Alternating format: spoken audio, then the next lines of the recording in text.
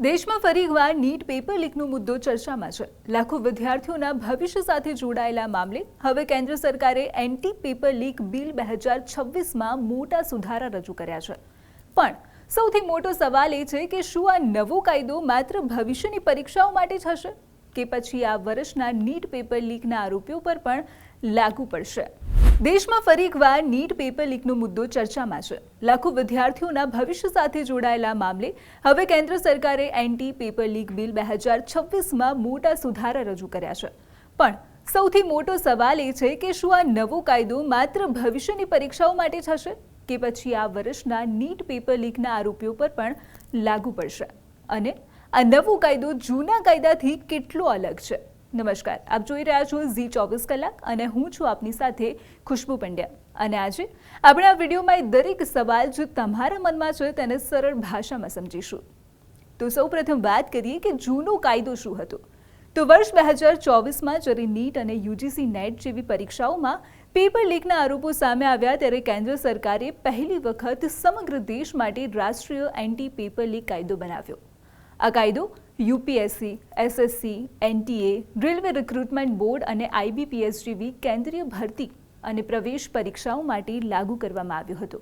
તેનો હેતુ સ્પષ્ટ હતો, પેપર લીક કરનાર ગેંગ સામે કાર્યવાહી કરવી, પરીક્ષાઓમાં છેતરપિંડી રોકવી અને વિદ્યાર્થીઓનો વિશ્વાસ પાછો મેળવવો। તો હવે સવાલ એ થાય છે કે જો આ બધું પહેલાથી જ હતું તો પછી નવો કાયદો લાવવાની જરૂર કેમ પડી? તો તેની પાછળનું કારણ છે કે કાયદો હોવા છતાં દેશના અલગ અલગ ભાગોમાં પેપર લીકની ઘટનાઓ અટકી નહોતી રહી અને ખાસ કરીને નીટ યુજી 2026ને લઈને ફરીથી વિવાદ ઊભો થયો। વિદ્યાર્થીઓએ વિરોધ પ્રદર્શન કર્યા, જંતર મંતર સુધી પહોંચ્યા અને સરકાર પાસે વધુ કડક કાયદાની માંગ કરી। અને સરકારનું માનવું છે કે હવે પેપર લીક માત્ર સામાન્ય ગુનો નથી રહ્યો પરંતુ એક સંગઠિત અપરાધ બની ગયો છે। તો હવે બીજો સવાલ એ આવે કે તો જૂના કાયદામાં શું ખામી હતી? તો સૌથી મોટી ખામી હતી સજા અને દંડ પૂરતા કડક નહોતા। જી હા, સામાન્ય કેસોમાં માત્ર 3 થી 5 વર્ષની સજા હતી।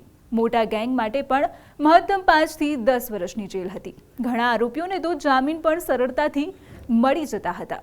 અને બીજી મોટી ખામી, આ કાયદો માત્ર કેન્દ્રીય પરીક્ષાઓ સુધી મર્યાદિત હતો એટલે ઘણી રાજ્ય સ્તરની પરીક્ષાઓ તેની બહાર રહી ગઈ અને આથી માફિયાઓ સામે પૂરતી અસર જોવા ન મળી। તો આ જ બધા મુદ્દાઓને ધ્યાનમાં રાખીને નવા બિલમાં તેનો અમલ કરવામાં આવશે। તો ચાલો જાણીએ કે નવા બિલમાં શું બદલાયું। તો પ્રથમ મોટો ફેરફાર છે દંડ। અગાઉ મહત્તમ દંડ 1 કરોડ રૂપિયા હતો પણ હવે જો કોઈ સંગઠિત ગેંગ પેપર લીકમાં સામેલ હશે તો તેના પર 10 કરોડ રૂપિયા સુધીનો દંડ થઈ શકે છે।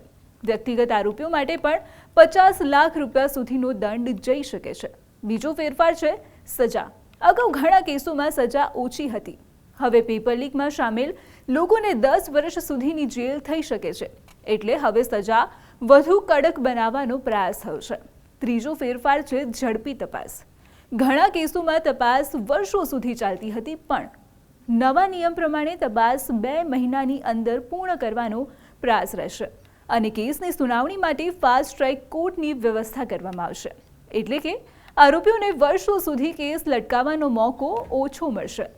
પણ હવે સૌથી મહત્વનો પ્રશ્ન, શું આ નવો કાયદો નીટ 2026ના આરોપીઓ પર લાગુ થશે? તો સરકાર દ્વારા રજૂ કરાયેલા સુધારા બિલમાં એવી જોગવાઈઓનો ઉલ્લેખ કરવામાં આવ્યો છે કે વર્તમાન નીટ પેપર લીક કેસમાં પણ કડક કાર્યવાહીનો માર્ગ ખુલ્લો રહેશે। જો કાયદો જરૂરી પ્રક્રિયા પૂર્ણ કરીને અમલમાં આવ્યો અને તેની જોગવાઈઓ તે કેસ પર લાગુ પડે એટલે જો આ કાયદો લાગુ થશે તો આરોપીઓને વધુ કડક સજા, મોટો આર્થિક દંડ અને ઝડપી ટ્રાયલનો સામનો કરવો પડી શકે છે। જો કે અંતિમ રીતે કઈ જોગવાઈ કયા કેસમાં લાગુ પડશે તે કાયદાના અંતિમ સ્વરૂપ અને અદાલતની પ્રક્રિયા પર આધાર રાખશે। So last but not the least, શું હવે પેપર લીક સંપૂર્ણપણે બંધ થઈ જશે? તો આ પ્રશ્નનો જવાબ સરળ નથી। માત્ર કાયદો બનાવવાથી સમસ્યા હલ નથી થવાની, તેનો કડક અમલ પણ એટલો જ જરૂરી છે। જો તપાસ સમયસર થશે, દોષિતોને ઝડપથી સજા મળશે અને ગેંગ સામે કડક કાર્યવાહી થશે તો ભવિષ્યમાં આવી ઘટનાઓ ઘટવાની શક્યતા ચોક્કસ ઘટી શકે છે। તો આનાથી વિદ્યાર્થીઓને શું ફાયદો થશે? શું કોઈ અસર થશે? તો હા, લાખો વિદ્યાર્થીઓ વર્ષો સુધી મહેનત કરે છે। એક પેપર લીક તેમની આખી મહેનત પર પાણી ફેરવી શકે છે। તેથી આ કાયદાનો સૌથી મોટો હેતુ માત્ર ગુનેગારોને સજા આપવાનો નથી, પણ વિદ્યાર્થીઓમાં ફરીથી વિશ્વાસ જગાવવાનો પણ છે. તો હવે જોવાનું એ રહેશે કે સંસદમાં આ બિલ કયા સ્વરૂપમાં પસાર થાય છે અને તે ક્યારે અમલમાં આવે છે. અને સૌથી મહત્વની વાત કે શું આ કાયદો ખરેખર પેપર લીક માફિયા પર અસરકારક રીતે લગામ લગાવી શકશે? આ સમગ્ર મામલે તમારી શું રાય છે? શું તમને લાગે છે કે માત્ર કડક કાયદાથી પેપર લીક અટકી જશે કે પછી સમગ્ર પરીક્ષા વ્યવસ્થામાં પણ મોટા ફેરફાર કરવાની જરૂર છે?